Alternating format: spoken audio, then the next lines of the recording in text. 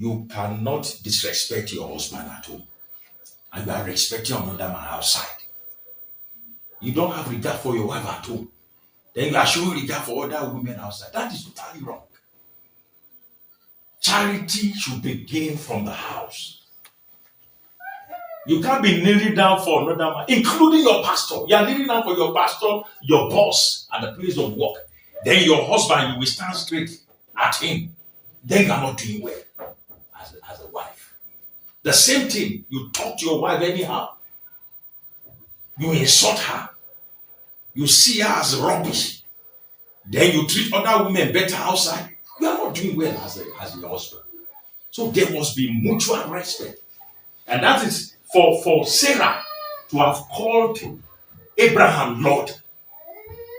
You can see the level of mutual respect. And for her to have called Abraham Lord, Abraham must have actually positioned himself well as the head of the home for the wife to have been able to call him Lord.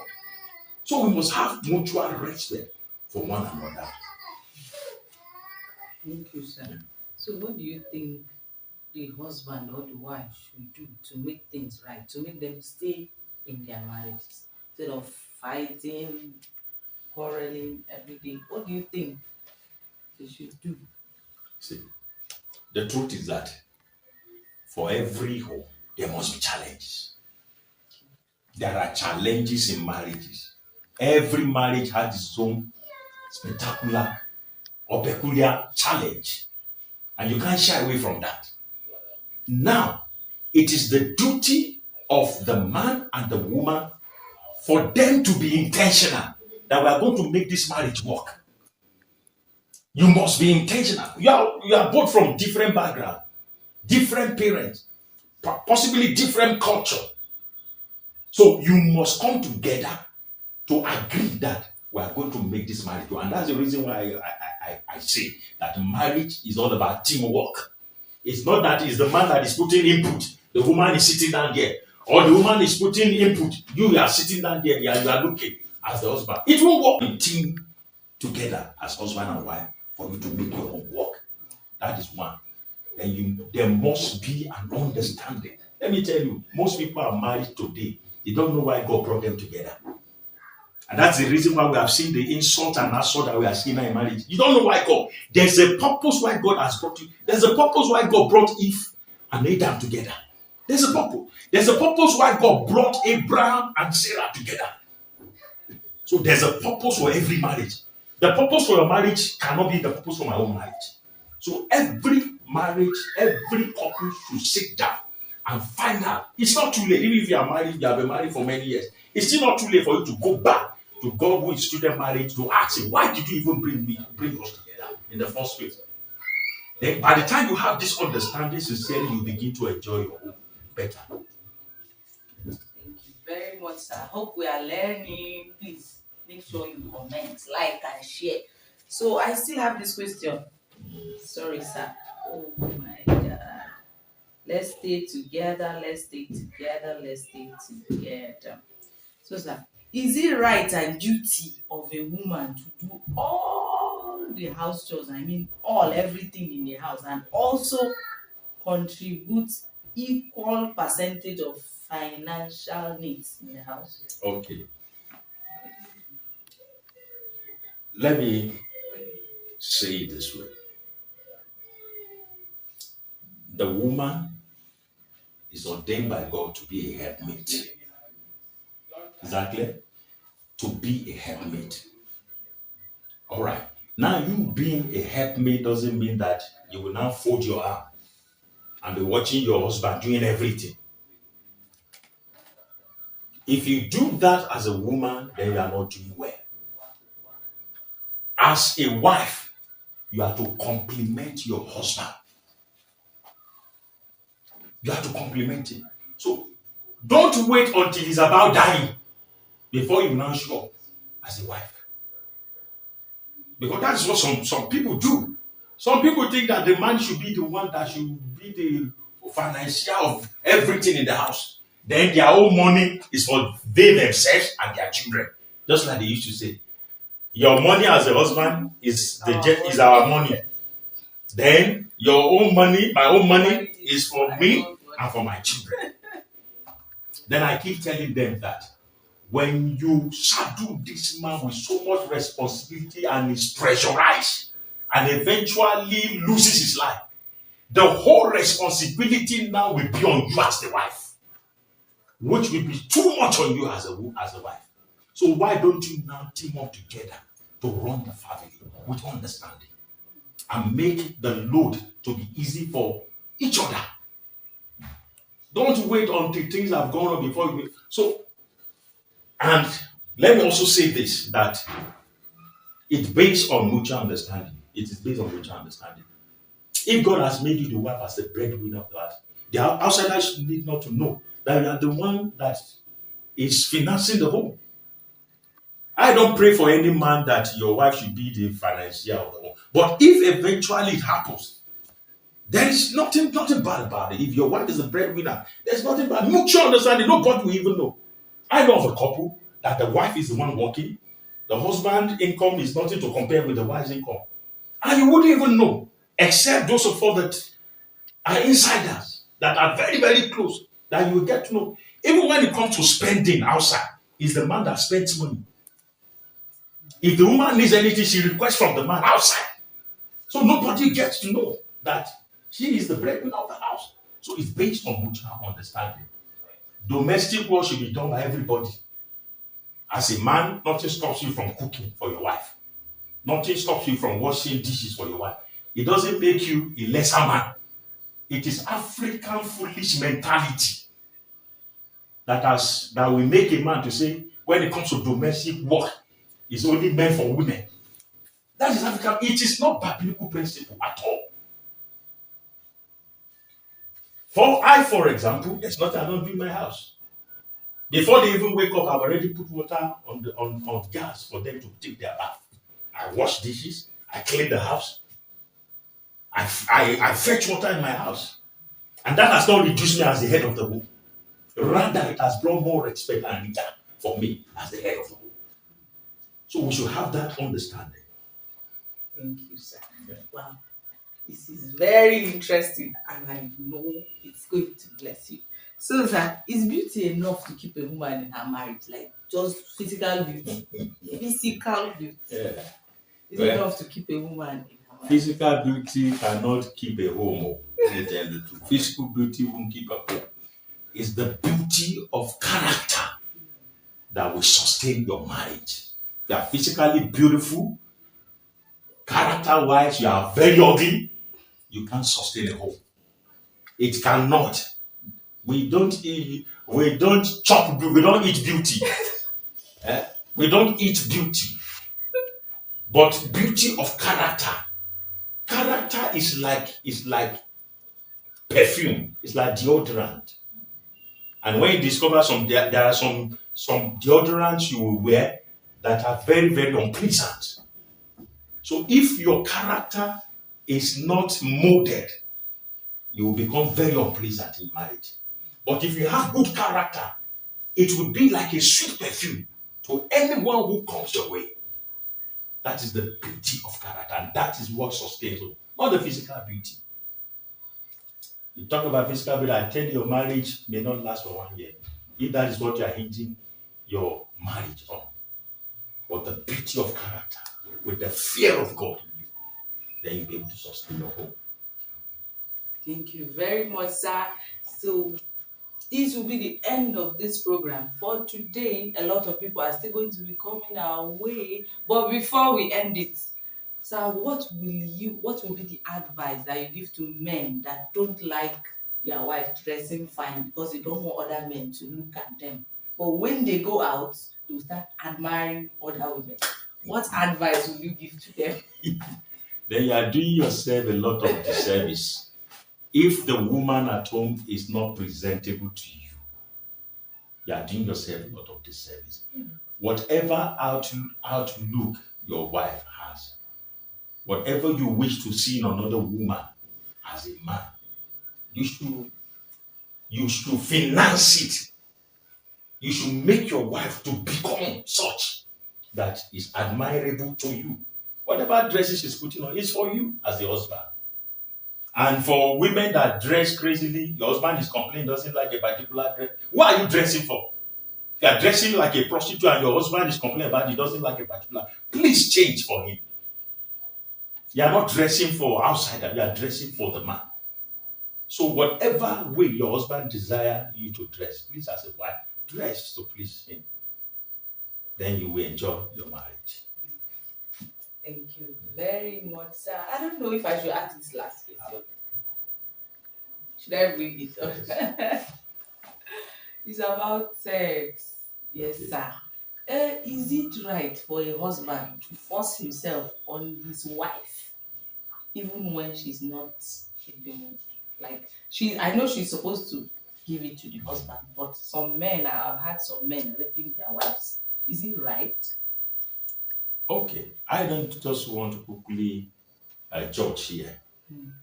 For a man, for you to get to a stage that a man is in quote raping his wife, then there must have been some underlying factors. As a wife or as a man, both sides, you are not supposed to deny each other of sex. That is the major problem we have now in homes. There was a marriage seminar that was organized by a particular organization. And the guest speaker now asked a question in form of a questionnaire for people to feel, for men to feel that, we used to say that food is the way, the belly is the way to a man's heart. So she now asked, between sex and food, which one do you prefer as a man? By the time they answered the question and they now brought out the statistic, 90% of men prefer sex to food. So I hope our women are hearing now. So you that think that is only food, that is the way you are killing yourself cooking food for the man. That is not the main thing. So if you are depriving your man of sex, you are sending him outside. So there must be a mutual understanding. Even Paul recommends that except there is a mutual understanding. Possibly you are fasting, you're on a fast, and there must be a kind of discussion between you and your husband for you to have agreed, okay, for so period of time.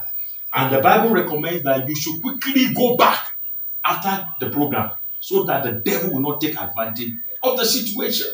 So denying your man of sex is a terrible thing. You are sending him outside. So let's be very, very, very careful. I know sometimes women may be very busy doing something. Please, let's create time for that. And you also, the man, you should set the mood from morning. It's not when you have finished gallivanting about everything in the night you want to come and trouble a woman that has been saddled with responsibility since morning. So you set the mood before you leave the house. You set the mood, set the atmosphere. So by the time you want to now do the main thing, then she'll be ready for you. You have already created an atmosphere for her. And I keep saying that love making is an art. Every man, every woman should learn the art of love making. Love making is an art. So you must learn the art of love making. Otherwise, your love life will be boring. You must learn the art. Very, very, very important. The Lord will help us at this point. Thank you very much, sir. I'm happy, and I know you will be blessed, and you are blessed. So if you have a question, please drop your question.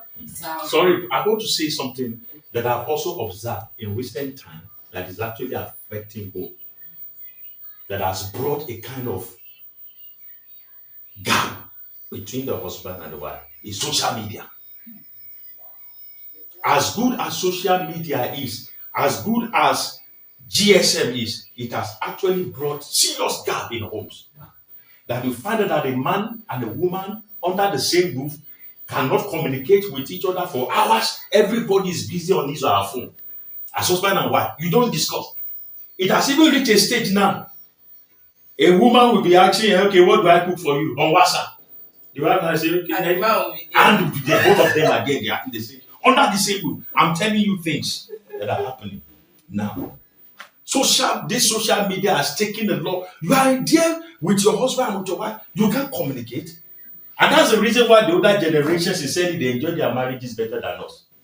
There was nothing like GSM during their own time. So they talk to each other. I mean, I remember those days when we were growing up, we have Ludo in the house, we have what? We have a draft, and we play these things which also help bonding in the family. But now many of us have those things in our houses, but we don't even know where we kept them. Because everybody's busy on the phone. Then my pain is that who are you communicating with? Let me tell you the truth. If throughout a day in your communication chat, we cannot see any message you have sent to your wife or to your husband, then you are not doing well in your marriage. You are not doing well. When you scroll through some chats, you even discover that a whole day you may not see your spouse chat on the list. And you call yourself husband and wife. What husband and wife are you doing? That is the reason why we are not one again. Because the Bible expects that a man will leave his father and his mother and will cleave to his wife. And these two shall become one. That process of being one, social media now is separating us. Completely separating us. I mean, as a wife, you're on the phone till 1 a.m., 2 a.m. Who are you chatting with?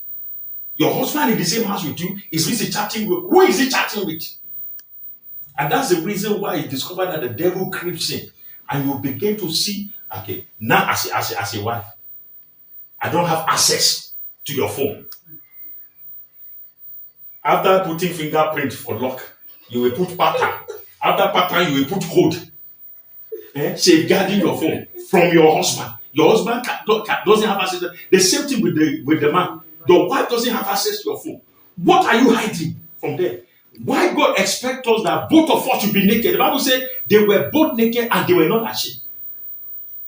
So what are you hiding from your wife? If not that you have skeleton in your cupboard, what are you locking the phone against your wife for? I'm not saying you should not lock your phone, but let your wife have the code. Let her have the pattern. Let your husband have the code. Let him have the pattern. So that has caused a lot of gap in homes. And Christian, we have been, generally, marriages now have been affected through this social media. And it's not helping homes.